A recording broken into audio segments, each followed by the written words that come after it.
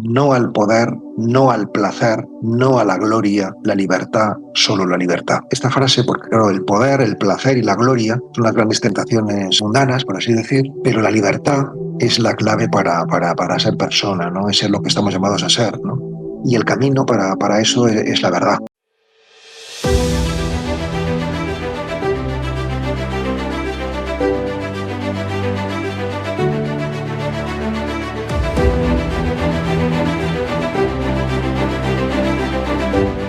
Hola, hola, queridas amigas, queridos amigos, les habla Edgardo Fogel. Estamos nuevamente muy feliz iniciando un nuevo Conversando en Positivo aquí en MCA Canal.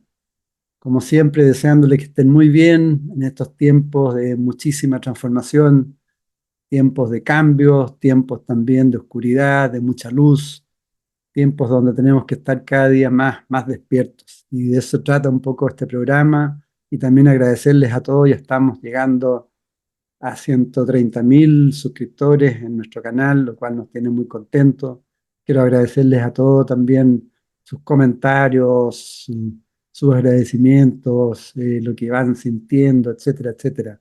Para nosotros es muy importante, nos motiva mucho a seguir en este trabajo. Y en este trabajo de despertar de luz, hoy tenemos un súper invitado, un gran invitado, yo diría que un gran activista consciente de estos tiempos que está entregando mucha información de sabiduría, mucha luz para, para abrir los ojos en este camino y en este planeta y en estos tiempos que estamos viviendo. Él es Pablo Dors, nació en Madrid, es sacerdote, escritor, monje del Tabor, un proyecto de monacato secular. Nace en el seno de una familia de artistas y se forma en un ambiente cultural alemán. Tras graduarse en Nueva York y estudiar filosofía, teología en Roma, Praga y Viena, se especializa en germanística. Fue ordenado de sacerdote el año 1991 en la Congregación de los Misioneros Claretianos y nombrado el año 2014 consejero cultural del Vaticano, por designación expresa del Papa Francisco. En 2014, tras conocer a Franz Halix, su maestro en meditación, funda Amigos del Desierto, una red de meditadores con cerca de un millar de seguidores y cuyo carisma es la profundización y difusión de la tradición contemplativa. Su obra literaria, emparentada entre otros con la de Hermann Hesse, ha sido traducida a las principales lenguas europeas. Entre muchos títulos destacan El estupor y la maravilla, un homenaje a lo pequeño, Entusiasmo, una vibrante autoficción, y su aclamada biografía del silencio, que vamos a conversar un rato más, con más de 300.000 lectores, que se ha convertido en un gran hito hoy en la historia del ensayo español, y también su otro libro muy reciente, que también, si alcanzamos, lo vamos a conversar un poco, Biografía de la Luz. Un donde se profundiza mucho. En la actualidad, Pablo se dedica al estudio del esicasmo y a impartir conferencias, cursos y retiros por distintos países en este mundo. El esicasmo, para los que no saben, es una doctrina y práctica ascética meditativa difundida entre los monjes cristianos orientales a partir del siglo IV con los llamados padres del desierto. Muchas gracias, Pablo. Bienvenido a Conversando Positivo. Para mí es un honor y una alegría poder conversar contigo. Pues Edgardo, el honor es mutuo, de verdad que muchísimas gracias, me siento muy honrado de esta conversación que vamos a mantener y decirte que nunca me habían definido como un activista consciente, pero me ha gustado esta aproximación a mi tarea y a mi biografía. Sí, tú eres un gran activista consciente porque estás activo, consciente, entregando esa información y, y sí, pues eres un gran inspirador también, que no lo dije, en ese activismo consciente. Yo sé que mucha gente te sigue y sigue tu enseñanza. Y bajo ese punto de vista, tú, bueno, desde muy joven, he tenido la fortuna desde que tú me dijiste que te podía conversar contigo, he leído mucho, he leído parte de tus libros y entrevistas, y la verdad es que es maravilloso todo lo que entregas. Y, y bueno, tú tú planteas que desde muy chico ya tenías ya esa inquietud, ¿no? De la trascendencia, de saber qué pasa con nosotros. La verdad es que sí. Me recuerdo a mí mismo prácticamente de niño con 7, 8 años y yendo a la iglesia de mi parroquia, de mi barrio, a rezar, ¿no? Y a estar un ratito en silencio. Y también un poquito después, siendo un adolescente de 13, 14 años, pues leyendo, muy fascinado por el mundo de Oriente e incluso sentándome a meditar sin saber en qué consistía el asunto. O sea que ya con una llamada muy fuerte desde muy joven a lo espiritual, sí. Sí. Antes de entrar más de lleno a los aspectos tuyos, cómo ves tu visión de lo que está sucediendo hoy día en nuestro mundo, en nuestro planeta? Bueno, es una pregunta muy amplia, ¿no? Yo creo que hay una minoría, pero significativa, entre las cuales seguramente estamos nosotros y también los que nos escuchan, porque si no nos estarían escuchando, que tienen o tenemos interés por el gran tema de nuestro tiempo, que es la conciencia. Es decir, que yo estoy persuadido de que en cada gran etapa de la historia hay un paradigma rector, que el paradigma en el que estamos ahora mismo es el paradigma de la razón, que llevamos ya, pues no sé, a lo mejor 2000 años en este paradigma, que fue precedido del paradigma del mito, precedido este paradigma del mito de la magia. Es decir, que las épocas se han regido por un criterio fundamental y que ahora estamos en los albores de una nueva era, por así decir, donde la conciencia va a tener todo el protagonismo, ¿no?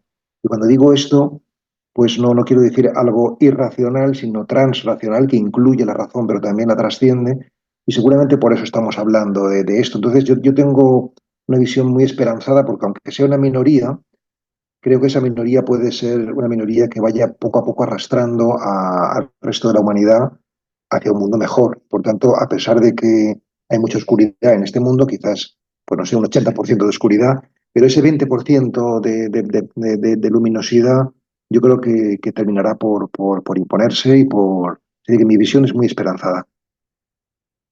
¿Qué pasa con las personas que hoy día están un poquito desesperanzadas, por ejemplo, con las religiones?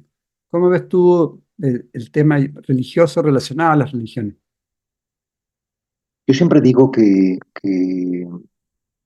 la religión ocupa un papel muy importante todavía en la historia de la humanidad y yo creo que lo va a seguir ocupando durante bastante tiempo. No sé si para siempre, pero desde luego de bastante tiempo. A mí cuando me preguntan cómo lo vives tú, porque yo soy un sacerdote católico y por tanto un representante bueno, pues de una institución que es la Iglesia y de una tradición que es el cristianismo, pues yo suelo decir que yo creo que en la medida en que tú profundizas en el camino del espíritu, si provienes de una tradición, religioso, como es mi caso, pues puedes incluirla y trascenderla, ¿no? Es decir, que igual que nosotros incluimos nuestro pasado, no renunciamos a él, somos lo que hemos vivido, pero también no nos quedamos en él, sino que estamos abiertos a lo que tenga que venir en el futuro, ¿no? Es decir, que yo a mi tradición me siento profundamente vinculado porque me ha dado, bueno, pues el espíritu, en definitiva, ¿no? Ha sido como una gran puerta, ¿no? Y por tanto, mi servicio a la humanidad, por modesto que evidentemente sea, pues está insertado en esta tradición. Una tradición para mí son las raíces y luego lo que importa es que esas raíces pues te den un tronco poderoso y unas ramas donde, bueno, pues lo más amplias posibles para poder cobijar a tantas personas y que encuentren allí pues un hogar, ¿no? Y un lugar donde poder encontrar fuerza, consolación, sentido, ¿no? Y es así como yo me sitúo, ¿no? Es decir, que creo que evidentemente la espiritualidad, como digo también muy a menudo, es el vino y la religión es la copa. Y bueno, pues seguramente la mayoría de nosotros necesitamos copas para poder beber, pero lo importante evidentemente es beber, ¿no? Y ojalá que las tradiciones religiosas pues no se queden en lo doctrinal y en lo moral, sino que realmente apunten a su sentido último, que es lo espiritual. Correcto. Bueno, hoy día hay a través de las redes, lo mismo que estamos haciendo en este minuto, hay muchísima información y hoy día se pueden ver distintos caminos, ¿no? Espirituales a través del cuerpo, el corazón, la devoción, la razón, la entrega.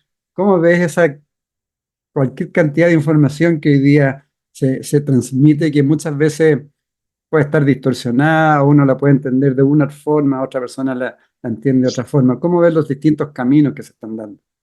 Yo entiendo que el hecho de que haya, que hoy como nunca en la historia tengamos una disponibilidad de toda esta información prácticamente al alcance de la pantalla, ¿no? De nuestro teléfono móvil, yo creo que esto es una buena noticia y una noticia que configura, de hecho, nuestro camino espiritual, porque nunca como hoy hemos podido tener acceso a todo el patrimonio espiritual de la humanidad y eso en sí mismo es algo positivo, ¿no?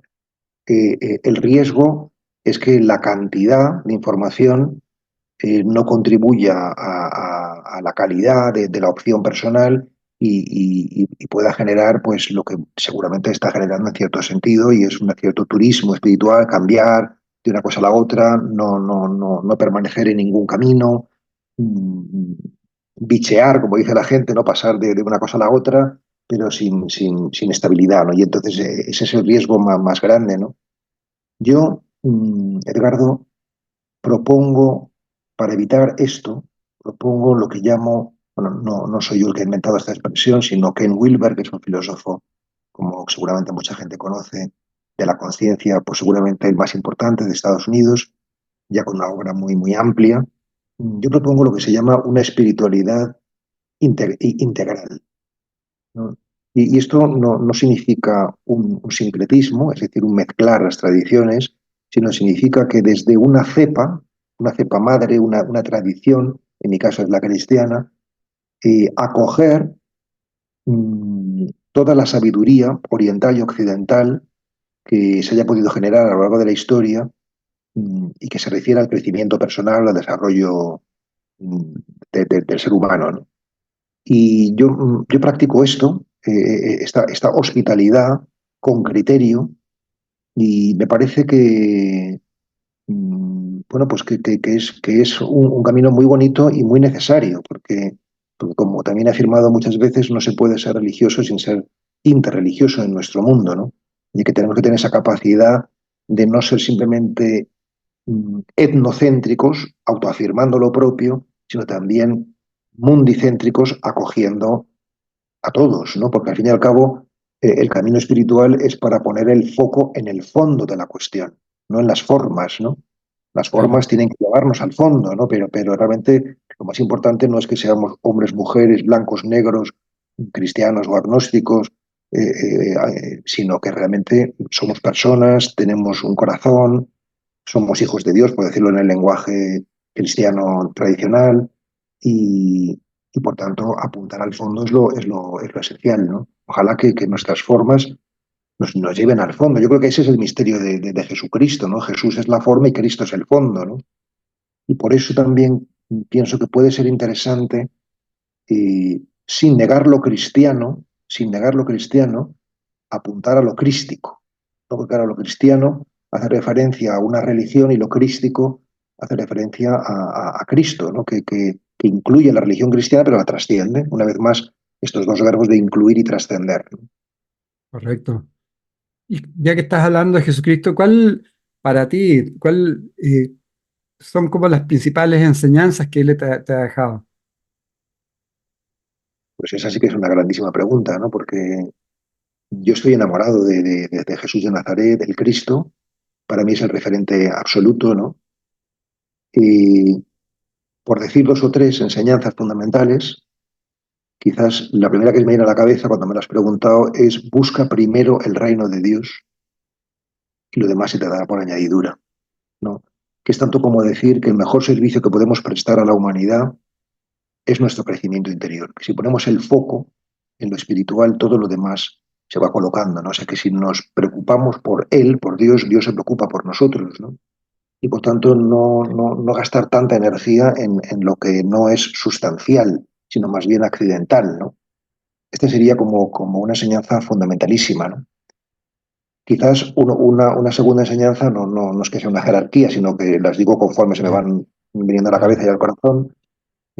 Cuando dice Jesús al final de su existencia histórica que todos sean uno como tú en mí y yo en ti, Padre, es decir, la unidad, ¿no? Es decir, que ese misterio de una persona que es Dios y hombre verdadero, que decimos los cristianos de Jesús, en el fondo es el misterio del ser humano. Que nosotros pues, somos humanos, pero también somos divinos, tenemos esta chispa de Dios dentro de nosotros, ¿no?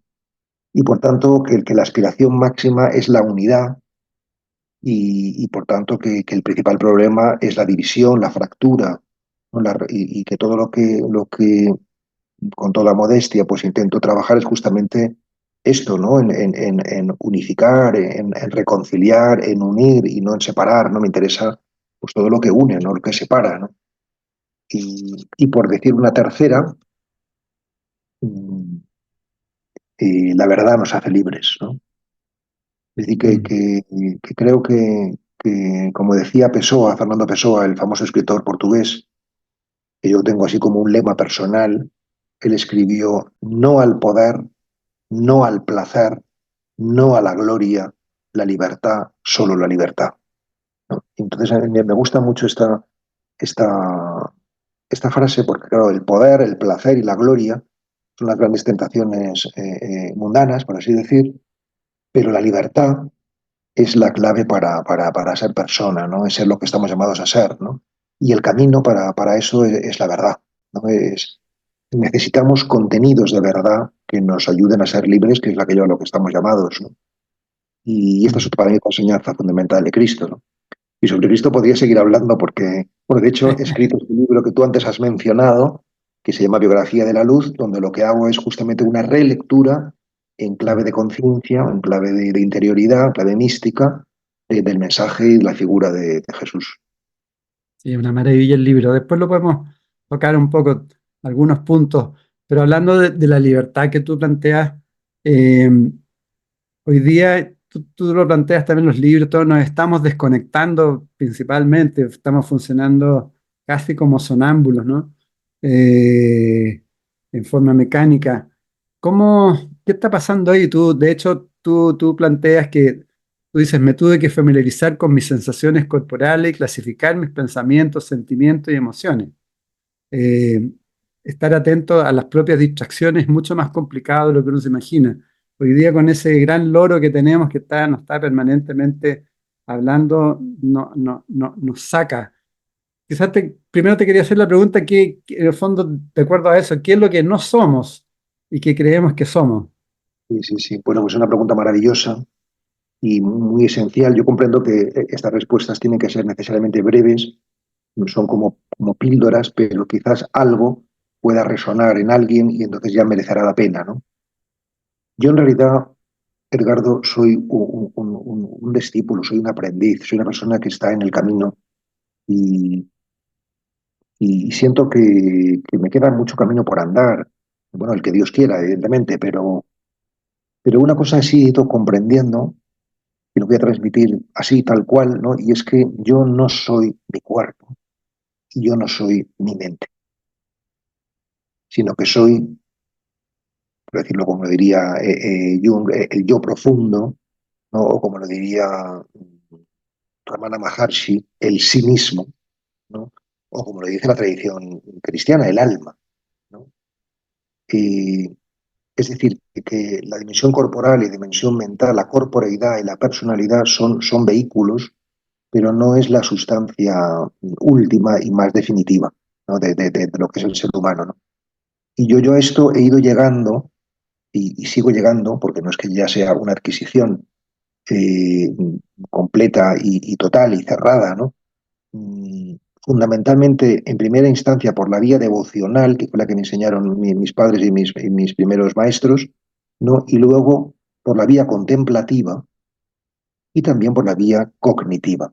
Son como las tres vías que yo transito fundamentalmente, a las cuales tú antes también apuntabas, ¿no? Como caminos posibles para acceder al misterio del ser, ¿no? Misterio de la vida con mayúscula, ¿no? Y creo que la devoción que muchas veces se entiende como simplemente sentimentalismo religioso, tiene un valor muy grande, porque necesitamos caldear el corazón y limpiar la mente, ¿no? Que tenga una mente diáfana y un corazón puro para poder acceder a esta sabiduría de la vida, ¿no? Y para mí en ese sentido, pues la pregunta fundamental es quién soy yo, ¿no? Y esa autoindagación, ¿no? En la que yo estoy embarcado desde hace muchos años, pues me está haciendo descubrir que la pregunta por uno mismo es la pregunta por Dios, ¿no? Y que el autoconocimiento es en última instancia conocimiento de Dios, aunque muchas personas no lo llamen así, ¿no? Pero descubrirse criatura es descubrir pues, que hay un creador, ¿no? Y también descubrir que hay una unidad mucho más profunda de la que uno imagina entre una cosa y la otra, ¿no? Bueno, de hecho en el Vedanta se dice que el Atman es Brahma, ¿no? Pues es un poco esto mismo, ¿no? Pero vivido de manera existencial y experiencial, aunque evidentemente pues no lo puedo hablar de esto más que lleno de temor y temblor porque son términos y experiencias que nos exceden, pero aunque sea de manera muy modesta, repito, siento que puedo decirlo, ¿no? Y me siento llamado a decirlo, y mucho más si tú me interpelas y me preguntas directamente por ello, claro.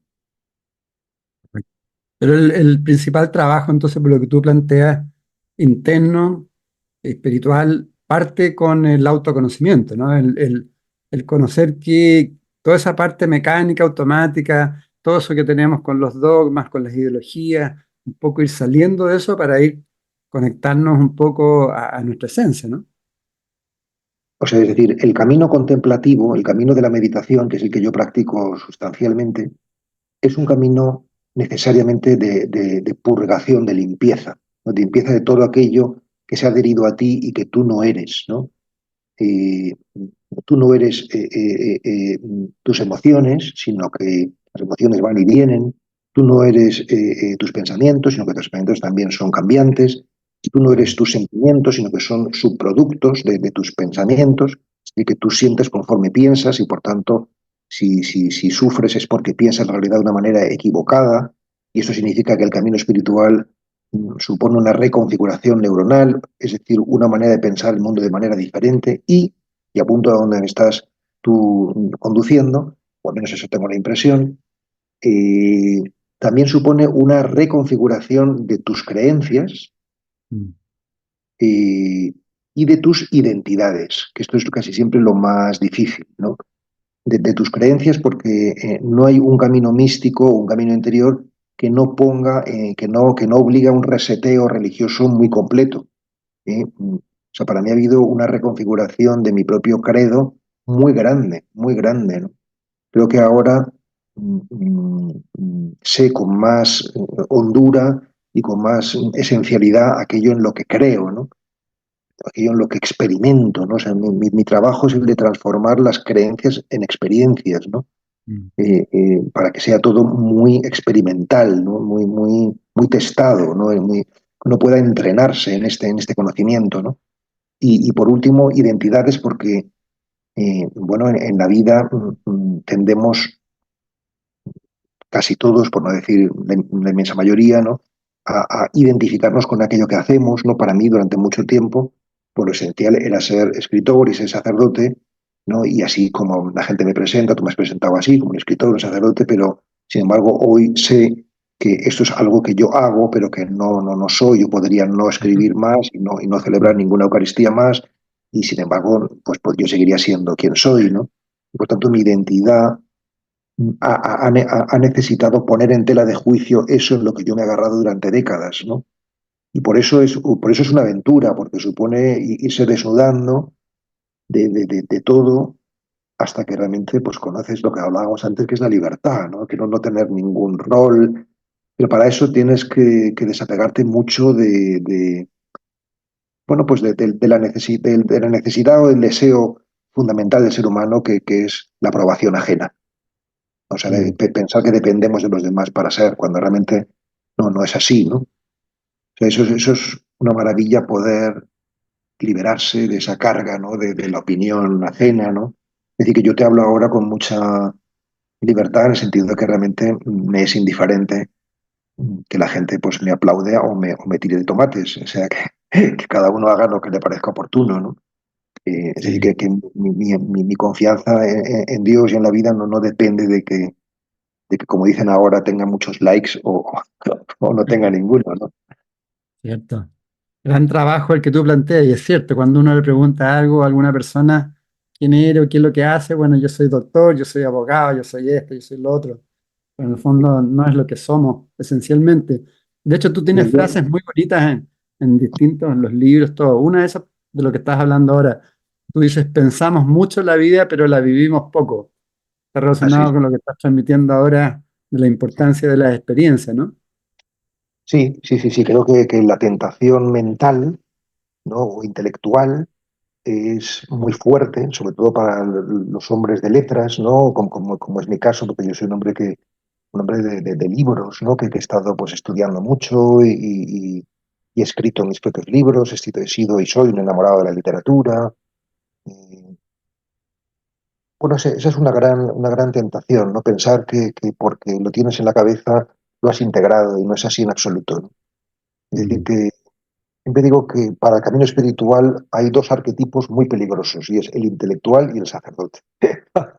¿Por Sí, qué? Porque, uno porque cree que tiene la verdad por estar en una religión y otro porque pues todo lo somete al esquema de la duda y de la sospecha, ¿no? Como que es propio del camino. Y luego también yo diferencio mucho entre lo intelectual y lo sapiencial, porque el intelectual intenta penetrar en la realidad para comprenderla, mientras que el sabio es aquel que permite que la realidad entre en él.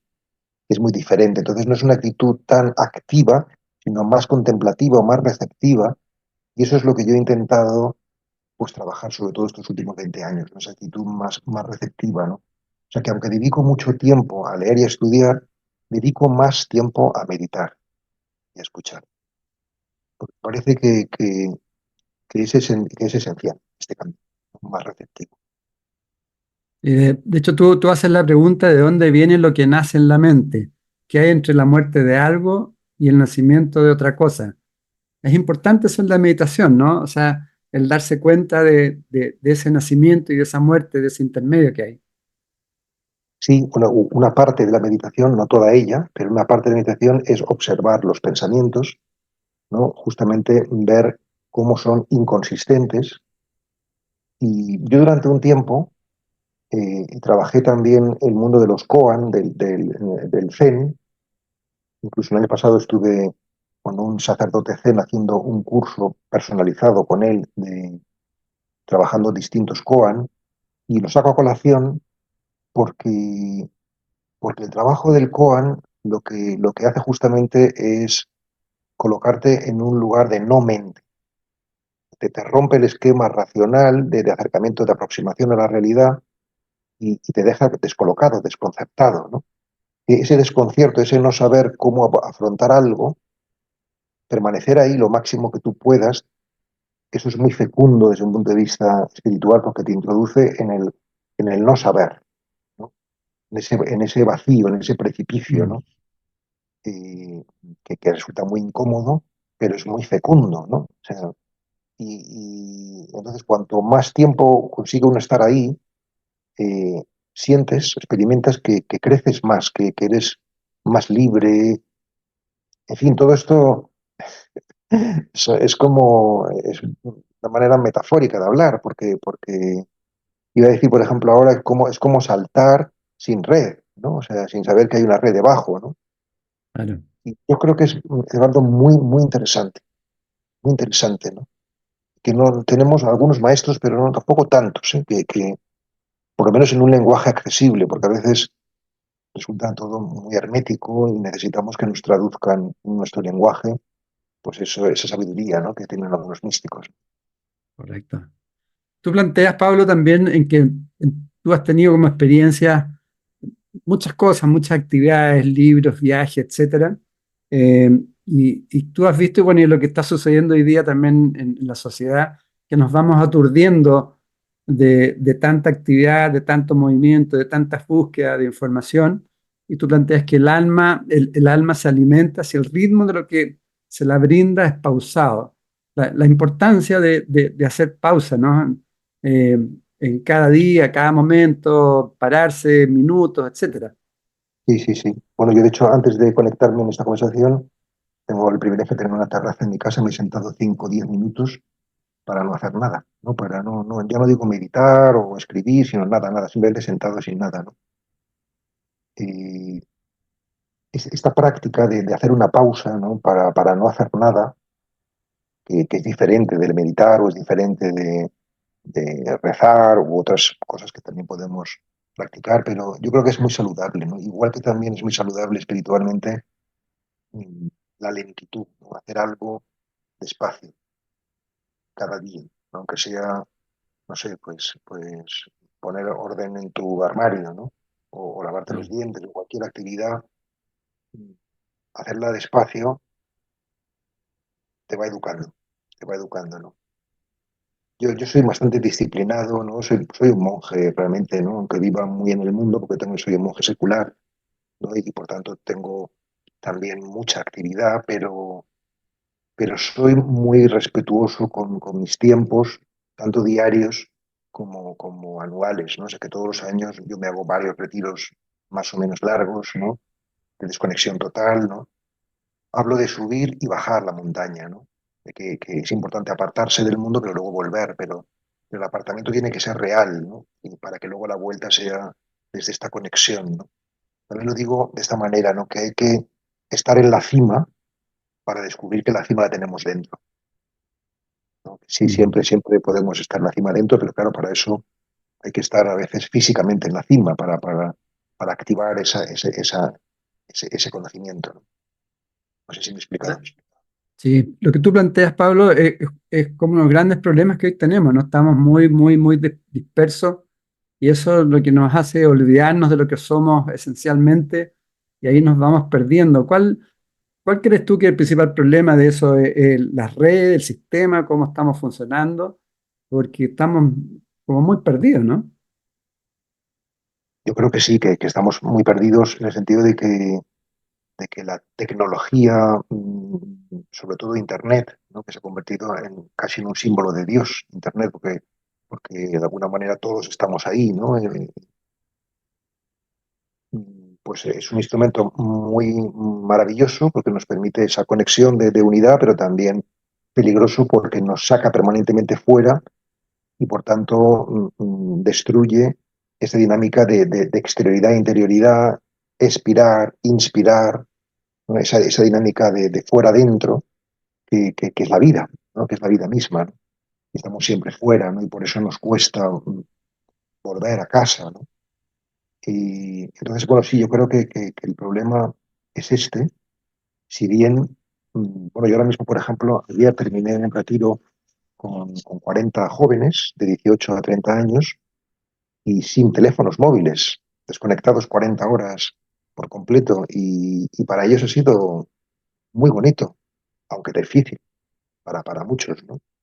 Es decir, repito lo que insistí al principio, ¿no? Y es que aunque para la inmensa mayoría hay una gran amenaza de dispersión pero hay una minoría que quizás son los pioneros de una nueva humanidad, ¿no? Que donde la interioridad sea el paradigma reinante. Y entre tus frases también relacionado, tú dices, me centré en lo que estimé que era más determinante, el silencio. Fue un logro comprender y empezar a vivir que yo podía estar sin pensar, proyectar, imaginar, un estar en el mundo, un confundirme con él, un ser del mundo. ¿Cuál es la importancia de ese silencio? Hablaste de la quietud, ¿verdad? El silencio, poder lograr ese silencio debe ser extraordinario, ¿no? Sí, si bien, bueno, el silencio no es ausencia de sonido, como se puede entender en primera instancia, sino más bien ausencia de ego, ¿no?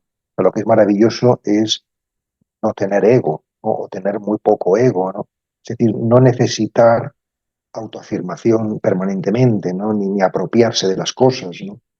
No tener expectativas sobre la vida, sino tener simplemente esperanza, ¿no? Tener puridad de intención, pues todo lo que supone vivir. Y eso es un fruto del silencio, ¿no? Del silenciamiento interior, ¿no? Eh, yo creo que no hay que mitificarlo, sino que hay que simplemente practicarlo. Mm. y practicar no simplemente el silencio, sino el silenciamiento, ¿no? Bueno, para lo cual pues está el camino de la meditación que te enseña, en las distintas escuelas pues nos enseñan cómo empezar a transitar esto, ¿no? Realmente no es difícil meditar, pero sí es difícil querer meditar, querer entrar en esa escuela porque nos pone un espejo delante y nos recuerda nuestro límite, nuestra vulnerabilidad, nuestra fragilidad, nuestra torpeza. Todo eso no nos gusta, ¿no? Entonces hay que soportar mucha penuria, ¿no? Mucha estupidez, ¿no? Humana, ¿no? Para mantenerse, ¿no? Pero el camino de la escritura o de la palabra es parecido en ese sentido, ¿no? O sea, tienes que escribir 100.000 tonterías, más o menos vanidosas y banales, para que haya algo genuino, vivo, que realmente toque, haga diana en el corazón de un lector y en primer lugar en el tuyo, ¿no? Entonces, como decía mi abuelo, que también era escritor, hay que tener más cerca la papelera que el archivo, ¿no? Eso es Claro. bueno. Y ahora, para personas que quizás nunca han meditado o que quieren meditar, un poco lo que tú estás transmitiendo, una de las características principales es ir logrando un poco esa constancia, ¿no?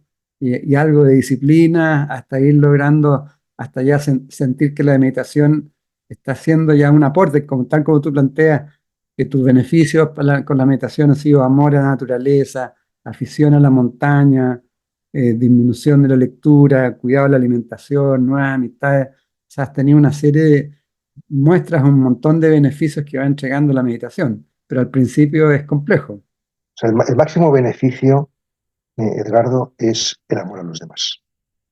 O sea, sientes realmente que no tienes prejuicio de ningún tipo y que realmente deseas entregarte al otro. O sea, este es lo más bonito de todo, porque eso te da una alegría muy profunda.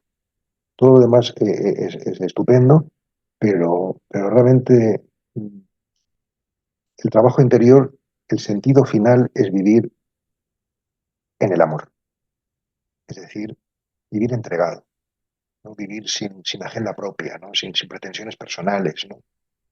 Y yo, no está bien que lo diga, pero empiezo a sentir eso ahora mismo, ¿no? Desde hace, pues no sé, pocos meses o un año, dos, ¿no? Que realmente ya no quiero más que poder amar, ¿no? Y eso es una maravilla, eso es una maravilla.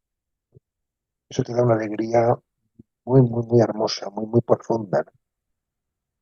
Yo diría a la gente que nos pueda escuchar, yo les diría que lo importante es ponerse en el camino, estar en el camino, ¿no? Que si estás en el camino, todo lo demás va a acontecer a su debido tiempo. El problema es salirse del camino, ¿no? O no caminar. Claro, entonces sí, todo estás perdido, ¿no? Y un camino es, como he dicho también en muchas ocasiones, un horizonte al que tender y un suelo, una tierra que pisar concreta. ¿Cuál es el siguiente paso y a dónde quiero ir, ¿no? Si tenemos suelo bajo nuestros pies y un horizonte al que tender, nos sentiremos bien, estemos en el kilómetro 1 o el kilómetro 100. Pero si no tenemos suelo ni horizonte, no nos sentiremos bien, ¿no? Entonces, tener un camino es lo fundamental. Y luego también quiero decir una cosa más, porque yo cada vez lo entiendo mejor esto que voy a transmitir ahora, ¿no?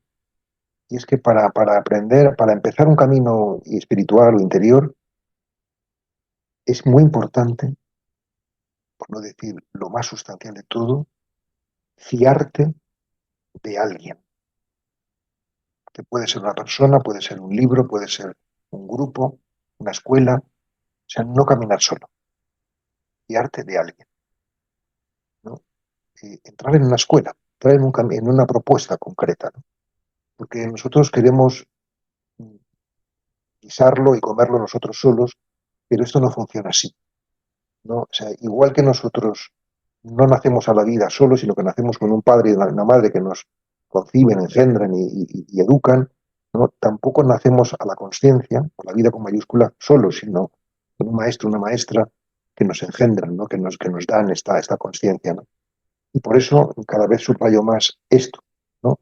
Fíjate de una propuesta y si no, si dale un tiempo, por ejemplo, 3 meses, ¿no? 100 días, Y si 100 días tú no ves, si realmente pones el foco en ello, claro, no ves progreso, no ves cambio, no ves que, pues busca otro lugar, ¿no? Otra propuesta, ¿no? Pero así es como yo lo veo ahora. Correcto. ¿Qué significa para ti? Hoy también se habla, entre todas las cosas que se hablan de estos temas, se habla de conciencia. ¿Qué es para ti el desarrollo de la conciencia? Hoy día se plantea que fundamental en el camino espiritual el desarrollo de la conciencia. En lo práctico, ¿qué significa eso? Significa, en lo práctico, significa mm, no vivir tanto en lo exterior, sino en lo interior. No vivir tanto en lo que hacemos o lo que pensamos, sino en quién observa eso que hacemos o eso que pensamos, ¿no? En el testigo. O sea, vivir conscientemente es en primera instancia vivir, o en la práctica, ¿no? Vivir en el testigo, ¿no? Es decir, yo ahora mismo estoy hablando, pero al mismo tiempo me estoy observando. No sé decir, por supuesto que estoy metido en la conversación, pero también tengo un ojo fuera. No sé cómo decir, ¿no?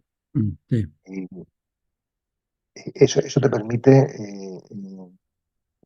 entregarte a la realidad de una manera consciente, no hechizado por ella, ¿no? Y eso es lo que significaría en la práctica la conciencia, vivir en el testigo. O sea, en el fondo es como es un desdoblarse, ¿no? Estar y no estar ahí, Bueno, es darse cuenta de que hay dos niveles, ¿sí? El nivel de la forma y el nivel del fondo, ¿no? Y si vives solo en la forma, solo en la superficie, pues te pierdes lo esencial. Entonces, es acostumbrarse a vivir desde el fondo, es decir, que yo tengo un cuerpo y tengo una mente, entonces tienes que utilizarlos, tienes que darles un juego, porque si no, no podrías estar en este mundo, ¿no? Este mundo funciona así, ¿no? Pero de alguna manera saber que eso no es lo sustancial. cuando tú hablas bastante en la meditación sobre la contemplación. ¿Qué es la práctica también la contemplación? En la práctica, la contemplación es tres cosas. Primero, no acción. ¿No? No acción. Es decir, el contemplativo es el que en primera instancia no actúa, porque si actúas, ya vuelcas fuera y por tanto ya no vuelcas dentro. Porque eso es en segunda instancia, es que no actúas fuera para actuar dentro. Es decir, que el contemplativo es un activista interior, no exterior, sino interior, ¿no? ¿Y cuál es su actividad hacia adentro? Poner amor. O sea, la contemplación es lo mismo que mirada amorosa. Si tú pones amor a ti mismo, cosechas amor. De lo que uno cosecha es lo que ha sembrado. Entonces, digamos que es un entrenamiento en una mirada amorosa hacia tu realidad, hacia lo que tú eres, ¿no? Normalmente nos miramos con juicio, con condena, con exigencia, con tantas cosas negativas, ¿no? Y eso es lo que hay que revertir. Mm. Y se relaciona la contemplación con la atención, que tú también le das mucha importancia a la importancia de la atención, Sí, o sea, yo hablo de atención y intención. O sea, la atención se refiere a la capacidad de percepción, por ejemplo, percepción de los sonidos externos, percepción corporal de las sensaciones corporales, atención a la respiración, ¿no? Entonces, percepción del aire que entra y sale por las vías respiratorias. Todo eso se refiere a la atención como un ejercicio propio de la práctica meditativa, ¿no? Y la intención se refiere, digamos que hacia dónde tú te orientas. O sea, todo eso es para qué, ¿no? En mi tradición, el cristianismo, pues es la orientación hacia Dios, ¿no? Entendiendo Dios como el horizonte infinito, informe y amoroso. Es decir, que yo hago esta atención, pero con este propósito, con esta intención, ¿no? De estar ahí, ¿no? En ese horizonte infinito, informe y amoroso. Y en definitiva, eso es la práctica meditativa, por contarlo así en dos palabras. y, y ahí se relaciona también la observación. Tú planteas que la observación es transformadora también. Sí, por ejemplo, observar a ti mismo preparando la cena. Ahora mismo voy a preparar la cena cuando terminemos esta conversación, ¿no? Eso ya es, digamos, un ejercicio espiritual, ¿no? Porque estás, digamos, volcándote en, pues no sé, en la tortilla que te vas a hacer, o el pan que estás partiendo, o la sal que vas a echar en la sartén. Observar, eh, mm, bueno, eh, los quehaceres cotidianos, ¿no? Eso también es un ejercicio, porque te ayuda a preguntarte quién es el hacedor, ¿no? ¿Quién está haciendo esto? Que esa es otro gran camino espiritual, es preguntarse qué escucha, Mm. qué respira, o cuando estás meditando, por ejemplo, qué escucha. No qué estoy escuchando, sino qué en mí escucha. Pues cuando estás, digamos, en la acción, ¿no? Pues qué es el hacedor de esto, ¿no? Son preguntas muy desarticuladoras, ¿no? Y que te van introduciendo en un territorio, pues, muy misterioso, ¿no?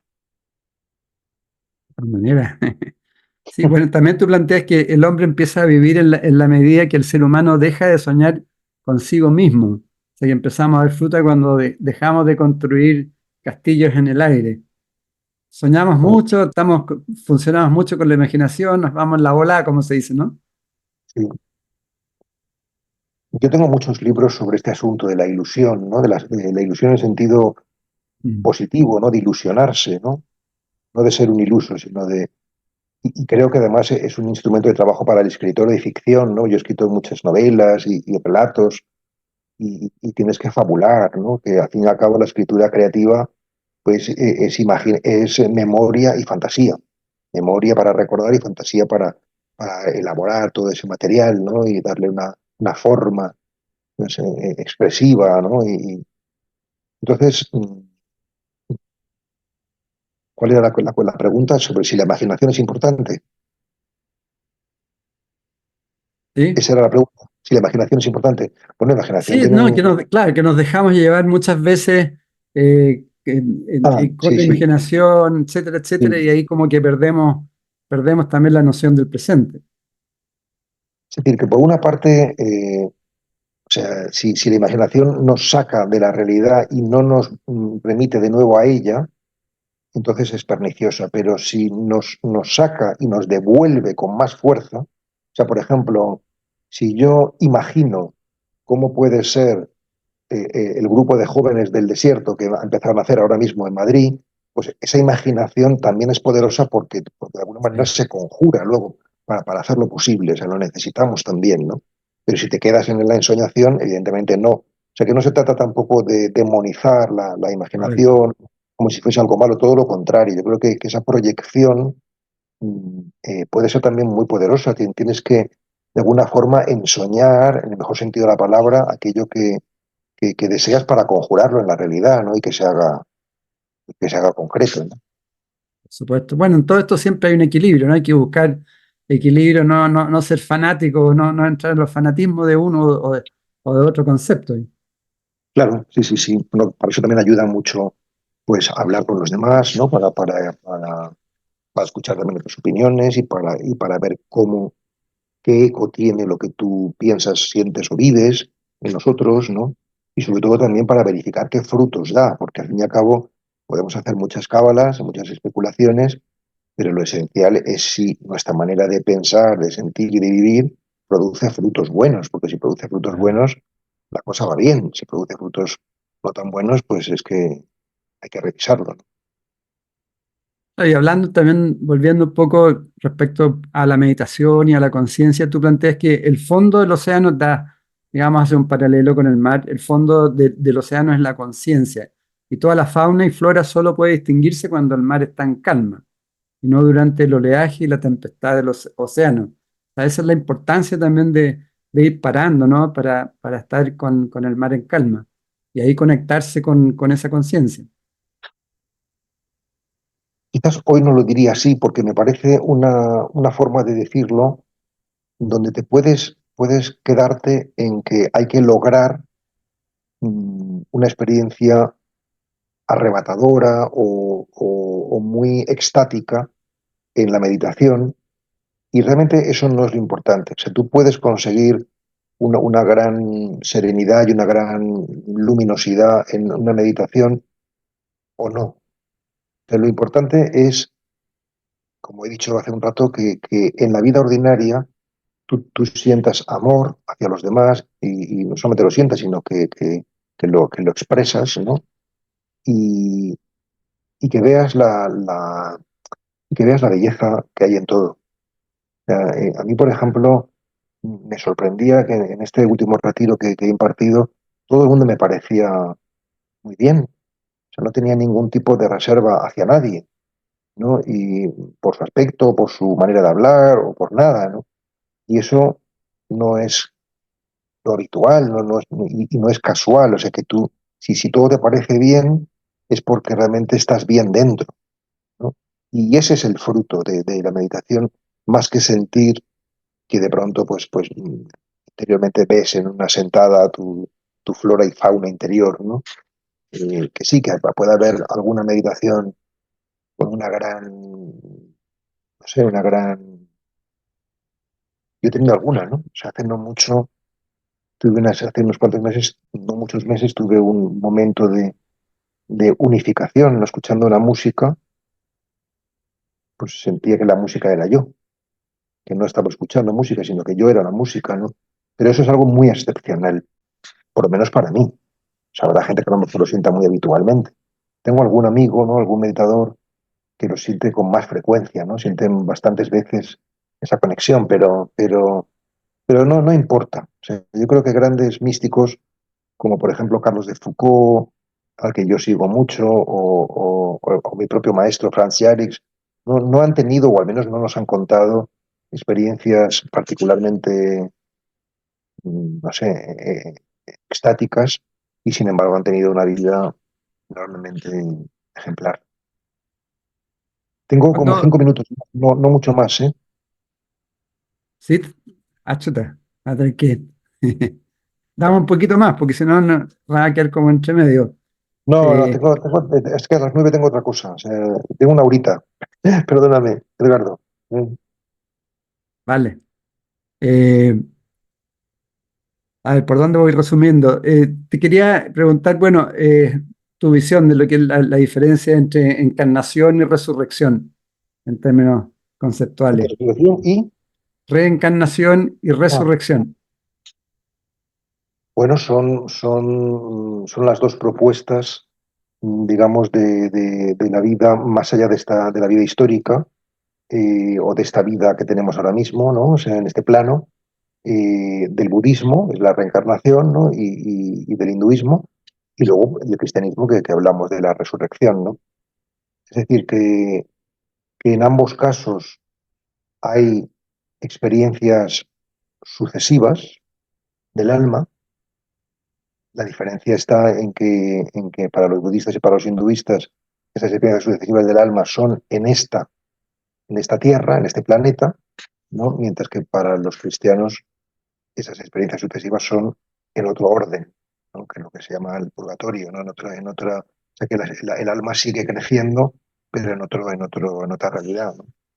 Bueno, son formas de entenderlo, ¿no? O sea, lo importante es que que estamos en una escuela de almas y que hay un crecimiento futuro, ¿no? Sí, sí, sí. ¿Cómo poder ir llegando? Hoy día también se habla mucho, estamos en una dualidad, pero hay que llegar a la unidad, el misterio de la unidad. ¿Qué nos podrías decir? ¿Cómo ir trabajando para ir llegando a esa unidad como seres humanos?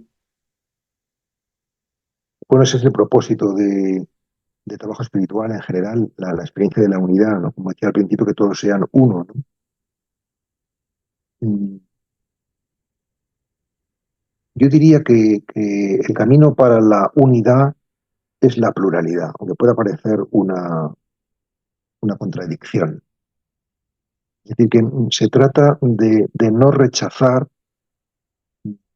lo diverso o lo plural, sino precisamente acogerlo amorosamente. Para mí el camino hacia la unidad es la armonía, porque realmente es verdad que somos muy polares, que hay muchas cosas muy diferentes dentro de nosotros, ¿no? Y dar hospitalidad a todo, eso es lo que va generando armonía y por tanto unidad, que es comunión en la diversidad, ¿no? De hecho, no en vano la imagen de la plenitud en la tradición cristiana, que es la mía, pues es un Dios trino, que es Padre, Hijo y Espíritu, y por tanto Claro. hay diversidad, ¿no? Padre no es el Hijo no es el Espíritu, pero también hay comunión, ¿no? O sea que yo creo que ese es el camino, es respetar y promover la diferencia y la pluralidad. ¿De acuerdo? Y háblanos un poco del despertar. Tú dices que el despertar es descubrir que estamos en una cárcel, pero despertar es también darse cuenta que esa cárcel no tiene barrotes, ¿no? Como que hemos inventado esa puerta. Hoy día se habla mucho de la iluminación, del despertar. ¿Qué nos puedes decir al respecto? Entonces, es, La puerta sin es- puerta, quizás. sí, mm, vamos a ver, yo lo diría de esta manera. Mm, Es importante entrar por una puerta para descubrir que todo es una puerta. Y cuando descubres que todo es una puerta, descubres que no hay puertas. ¿No? Es decir, que necesitas o necesitamos recorrer un camino para descubrir en primera instancia que nosotros somos el camino. El propio Jesús dijo, yo soy el camino, ¿no? Y eso es lo que hemos de decir cada uno de nosotros, yo soy el camino, ¿no? Hasta que de alguna manera descubres que no hay camino, que ya estás, ¿no? En la fuente, ¿no? Y el despertar es esto, es este proceso, ¿no? Es este proceso. Y bueno, yo estoy en ello, no puedo decir que yo ya esté, que el Padre y yo somos uno y ya se acabó todo, ya no hay... Pero yo estoy en ello también, ¿no? Lo que sí que puedo decir es que he perdido el interés por este mundo. Es decir, que realmente, en fin, estoy vivo porque Dios quiere, pero realmente ya no me interesa esto. O sea que me gustaría morirme pronto ¿Sí? para estar en lo siguiente. Sí, eh, Tú planteas también que ¿por qué ir en contra de la vida si se puede ir a favor? ¿Por qué plantear la vida como un acto de combate en lugar de un acto de amor? Tú hablas cosas muy bellas también respecto al amor y al momento, a la realidad de amor. También nos podías plantear para ir a poquito ir cerrando respecto a esa visión mucho más positiva, constructiva del mundo. Sí, yo creo que el sufrimiento es resistencia a lo real y que hemos de entrenarnos, yo me entreno permanentemente en la aceptación, ¿no? Que es el paso previo para el amor y que no podemos amar si no aceptamos. Y, bueno, y aceptar pues significa respetar y asumir, como también he dicho en muchas ocasiones, ¿no? Respetar es acoger todo lo que sucede exteriormente sin intervenir, asumir es acoger todo lo que nos sucede por dentro,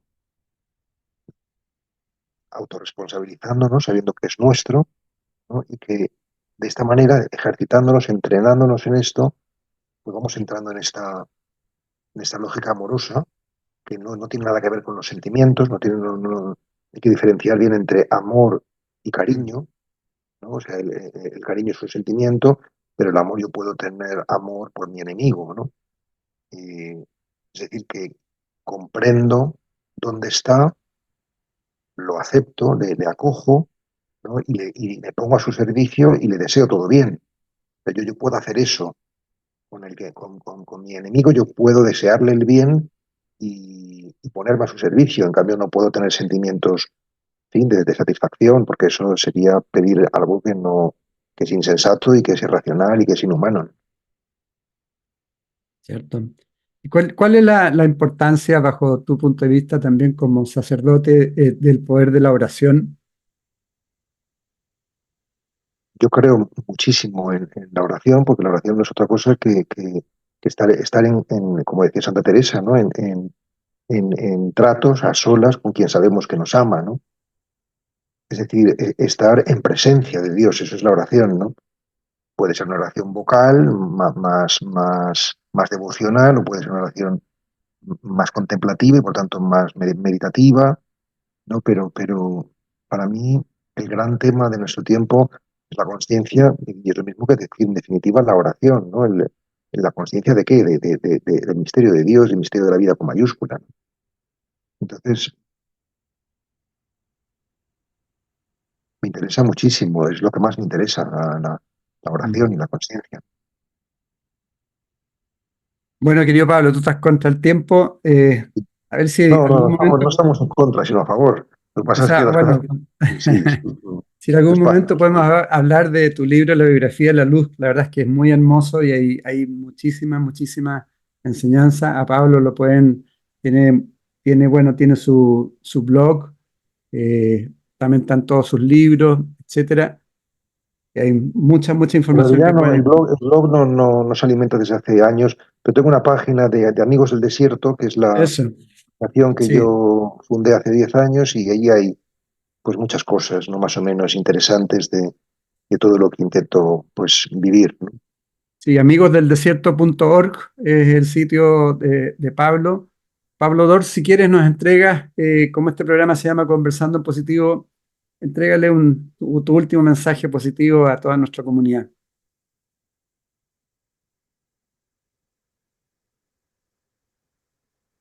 Pues el mensaje que me viene al corazón en este momento de decir es instaurar en nosotros esta frase positiva, y es: todo tiene un propósito de amor. Es decir, que las cosas no suceden por casualidad, no suceden por buena o mala suerte, sino que tienen un fin bueno, y un fin amoroso. Y en la medida en que vamos internalizando o integrando todo tiene un propósito de amor, nuestra vida pues se va orientando positivamente. Perfecto. Bueno, muchísimas gracias, muchas felicitaciones por tanta entrega hoy en estos tiempos tan fundamentales que estamos viviendo. Espero que Edgardo, tengamos otra muchas oportunidad. gracias a ti por tu atención, por en fin, tu afecto y en fin, tu presencia, y por supuesto un saludo a todos, y estoy a vuestra disposición para lo que necesitéis. Gracias. Muchas gracias, un abrazo grande. Chao, un abrazo muy grande.